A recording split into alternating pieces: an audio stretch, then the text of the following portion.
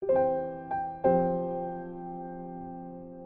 오늘은 우리 9주년 설립 감사 예배를 드립니다. 우리 열방교회의 시작이 되어진 것은 하나님이 분명히 시작하셨습니다. 그래서 교회는 우리의 것이 아니라 주님의 것이고, 또 주님의 계획 가운데 우리 교회가 세워져 가고 있는데, 세상 일은 많은 건물들이 세워지고 또 허물어집니다. 그런데 하나님이 세우신 공동체는 교회밖에 없다는 것들을 우리가 기억하시기 바랍니다. 예수님께서 역사상 처음으로 교회라는 단어를 사용하신 장면이 오늘 이 장면입니다. 자, 여기서 중요한 단어가 뭘까요?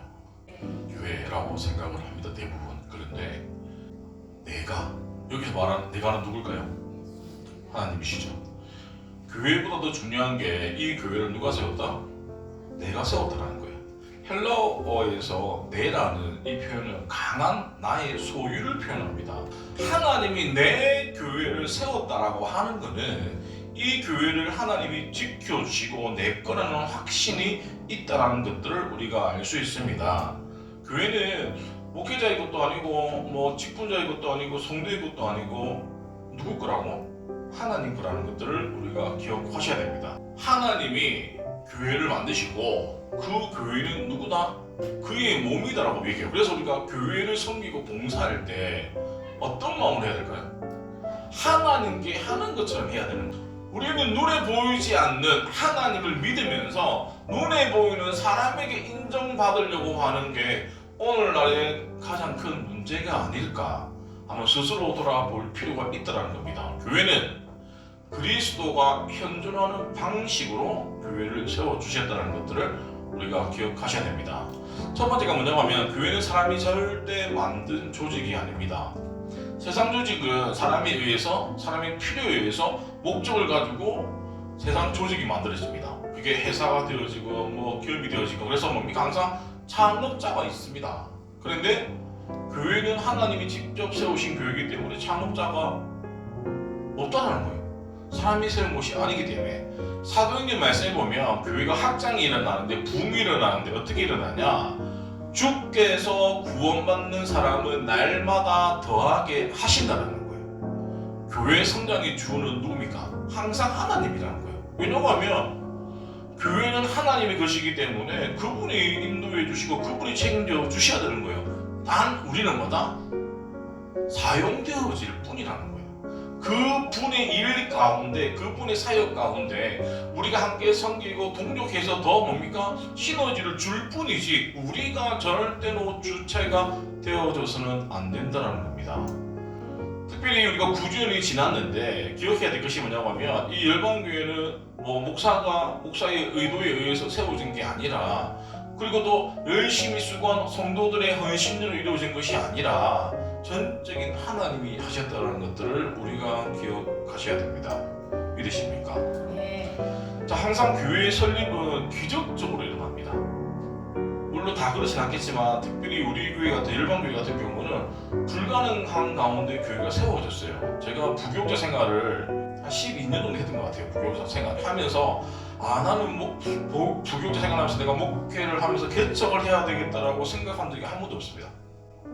제가 개척을 한다라고 준비했다라고 생각했다라고 하면 그전에 무슨 세미나, 개척하는 세미나를 듣든지 아니면 개척했을 때 사람들을 어떻게 미리 모아가지고 준비를 했겠죠. 그런데 전혀 준비가 되어진 게 아니었어요. 개척한다라고 생각하고 마음을 먹고 사임을 하고 알아보는데, 일단은 좋은 장소에 가기는 돈이 없으니까 일단은 차비가 들지 않는 곳을 찾았어요. 저희 집에서 1000만원에 35만원에 시작했어요. 그리고 저 때는 돈이 없어가지고 인테리어도 아는 집사님한테 부탁해가지고 우리 개척하는데 인테리어 좀 해주세요. 그러니까 예산 얼마 생각하고 있습니까? 그러니까 제일 싸게요.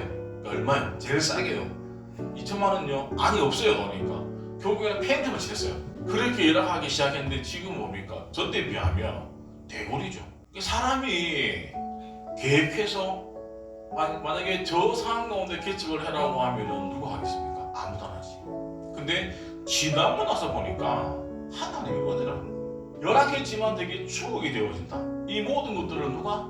하나님이 하셨다는 것들을 우리가 기억 아니 할 수가 없다는 거예요. 그런데 교회가 언제 제일 위험하냐고 하면 주인이 바뀔 때요. 하나님이 교회의 주인이어야 되는데 어느 순간 목사가 아니면 우리가 주인이 되어지는 경우가 너무 많아진다는 겁니다. 그러면서 처음에는 주님이 하셨습니다라고 하지만 어느 순간 우리 마음 가운데 교회가 성장하고 부흥하다 보면 하나님의 은혜도 있었지만 나도 열심히 했다라는 내 공로가 들어간다는 거예요. 그때가 교회가 제일 위험하다는 겁니다. 성경은 분명히 말씀하고 있죠. 예수님은 내 교회라고 분명히 말씀하고 있다라는 것들을 기억하셔야 됩니다. 자, 그러면 목사님 일전에는 교회 주인은 성도라고 했는데 그 무슨 말이에요? 라고 기억하시는 분도 계십니다. 교회 주인은 하나님이시지만 그 교회를 운영해 나가고 함께 세워져 가는 것은 성도라가 맞아요. 근데 목사는 뭡니까? 교회 대표직을 가지고 있을 뿐이지 저는 은퇴를 하고 나면 이제 저는 방을 빼줘야 돼요. 또 새로운 목사님이 오겠죠. 그러니까 목사는 정해져 있는 기간 동안에만 대표고 우리 성도들은 나이가 됐으니까 이제 교회 나가세요 하는 사람 아무도 없습니다. 교회 법상 성도는 뭡니까? 항상 쪼개가지고 교회 다니는 거예요. 목사만 나가는 거예요. 물론 그러면서 이제 은퇴 목사가 되고 원로 목사가 되어주고 후임 목사 간에 갈등들이 되게 있어서 문제가 있는 경우도 있지만 중요한 건 교회를 끝까지 남아서 지키는 사람은 누구다? 성도라는 거예요. 그래서 성도는 주인 의식을 가지고 교회를 지키셔야 됩니다. 믿으십니까? 예수님이 물으시죠, 베드로에게. 너희는 나를 누구라 하느냐? 그러자 베드로가 얘기합니다. 주는 그리스도시요 살아계신 하나님의 아들이십니다. 그러자 예수님이 말씀하시죠. 이 반석 위에 내 교회를 세우리라. 자, 이게 무슨 말이냐고 하면 보세요. 우리가 건물을 지을 때 제일 중요한 게 기초입니다. 기초를 어떻게 잘 단단하게 하냐에 따라서 비바람이 불어도 집이 무너지지 않는데 모래 위에 집을 지은 집 어떻습니까? 언제든지 무너질 수 있습니다. 그 반석 위에 하나님이 교회를 세우시겠다라고 말씀하고 있습니다. 자, 교회의 기초는 절대 건물이 아니에요. 교회가 세워지면 대부분 사람들이 건물이 교회라고 생각하는데 원래 교회는 예수 그리스도를 주로 신앙한 사람들의 모임 무리가 교회라는 거예요. 여기는 뭐다? 교회당이라고 합니다. 건물이지 이게 이 건물이 거룩한 곳이 절대 아니라는 것들을 우리가 기억하셔야 됩니다. 또 하나 앞에서 말했듯이 교회가 무너지는 이유는 절대 외부적인 공격으로 무너지는 것이 아니라 우리의 신앙 고백이 약해질 때 주인이 바뀌어질 때 교회가 흔들릴 수 있습니다. 또 하나 언제 교회가 흔들리냐? 사명보다 편함을 추구할 때요. 내가 예수 믿을 때 힘들게 믿고 힘들게 교회를 세우고 힘들게 전도해야 되는데 이제는 조금 쉬고 싶어. 이제는 예배를 드릴 때 나는 편안하게 관객으로 손님으로 드리고 싶어. 이게 되게 위험하더라고요. 또 하나 우리가 너무 편함을 추구하다 보면 교회가 흔들리게 되어지고 또 하나 복음보다 분위기가 중요할 때 복음은 뭡니까? 전도적인 겁니다. 죽은 사람을 살리는 게 복음이잖아요. 전도를 해야 되는데 그것이 남한테 조금 불편할까봐 그냥 추측 돌리다 보면 뭡니까? 교회의 본질을 잃어버릴 수밖에 없다는 겁니다. 그래서 우리가 붙들어야 될 것이 뭐냐고 하면 교회는 반석 위에 세워진 것처럼 가장 튼튼한 게 교회라는 거예요. 자 보세요. 음부의 권세가 이기지 못한다. 하나님이 교회를 지켜주신다고 했죠. 자 그러면 더 이상 교회는 방어하는 수준이 아니라 공격을 선포해야 됩니다. 고대에는 성에서 제일 중요한 게 뭘까요? 문입니다. 문을 잘 지키고 있으면 적들이 침입 못할 뿐더러 우리는 지킬 수 있죠. 근데 보세요. 음부의 권세, 음부의 문이 교회를 뭐다? 이기지 못한다는 거예요. 세상 속으로 들어가서 우리가 싸워야 되는 거예요. 복음을 전도를 하는 게 죽어가는 사람을 살리는 작업인데 우리가 여전히 남들이 날 어떻게 볼까 의식해가지고 방어적으로 신앙생활을 해서는 안 된다는 거예요. 죽어가는 사람을 살리는데 남들 이목 눈치 볼 게 뭐가 있습니까? 그래서 교회는 방어하고 수비하는 공동체가 아니라 공격하는 공동체라는 것을 기억하셔야 됩니다. 또 하나 교회 설립은 시작이 아니라 이제 종말을 향한 전조 현상인데, 교회가 세워진 것은 하늘의 모형, 천국의 모형을 이 땅 가운데 세워놓은 거예요. 그래서 우리가 예배할 때, 찬양할 때 그냥 이게 습관적으로 예배 드리는 이 모습이 아니라, 내가 천국에서 드리는 이 예배의 모형이 오늘날 우리가 드려지는 예배의 모습으로 회복이 일어나야 된다는 겁니다. 그래서 우리가 드려지는 공동체 가운데, 예배 가운데 음부의 권세가 절대 우리를 이기지 못하도록 해야 되는데, 우리가 공격적이지 않고 선빵을 때리지 않으니까 우리 가운데 영적인 공격이 들어오는 거예요. 어떻게 해요? 정말 별거 아닌 것 같고 들어가. 그래서 우리는 뭡니까? 항상 영적으로 공격할 준비가 되어져 있어야 됩니다. 특별히 하나님을 세우신 열방교회는 우리가 세운 게 아니기 때문에, 우리가 어떤 싸움에 임하더라도 우리와 함께 하시는 분은 누구다? 하나님이라는 것들을 믿으시기 바랍니다.